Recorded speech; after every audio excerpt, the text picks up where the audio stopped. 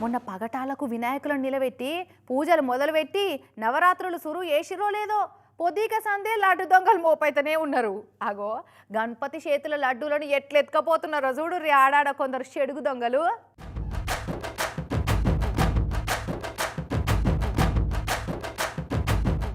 అరే వీళ్ళ దుంపలు దిగ ఎక్కడి తాసుడి గాళ్ళు మోపై రసు అట్లా పూజలు పూర్తి చేసుడే ఆలస్యం అన్నట్టు గణపతుల చేతులలో పెట్టిన లడ్డూలు ఎత్తుకపోయే దొంగ బ్యాచులు మోపోయినాయి కదా అంతటా.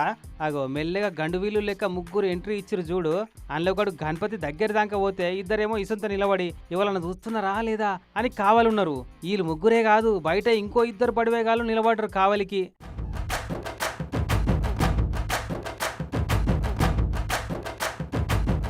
కథం వాడు లోపలికే లడ్డు అందుక రాగానే 5గురు కూడా అవతల పడ్డారు. ఈ దొంగ పొరగాళ్ళు ఎత్తుకపోయింది హైదరాబాద్ మలంపేట ఆకాశ్ లేఅవుట్ లో ఉన్న మహాలక్ష్మి రెసిడెన్స్ వాళ్ళు పెట్టిన వినాయకుని లడ్డు. ఒక్క పూట పూజలు అందుకుంది గంతే. రాత్రి 2 గొట్టంగా వచ్చి గణపతి లడ్డూను గాయబ్ చేసిర్రు. అదట్లుందా ఇక ఇది ఇంకోటి.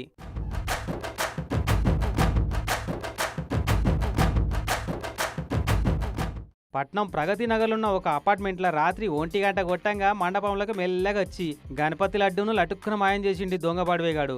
అటు భక్తుల సందడి సురువైందో లేదో ఇటు లడ్డూ దొంగలు వాళ్ళ పనిలో వాళ్ళు బిజీ అవుతున్నారు. చూసిరు కదా మండపాల కాడ కావాలి పెడితేనే లడ్డూలు దక్కేటట్టున్నాయి. లేకుంటే గణపతి బప్ప మోరియా పూరా లడ్డూ చోరియా అనే లడ్డూ దొంగల బ్యాచ్ వాళ్ళు మాయం చేస్తారు పైలం మరి.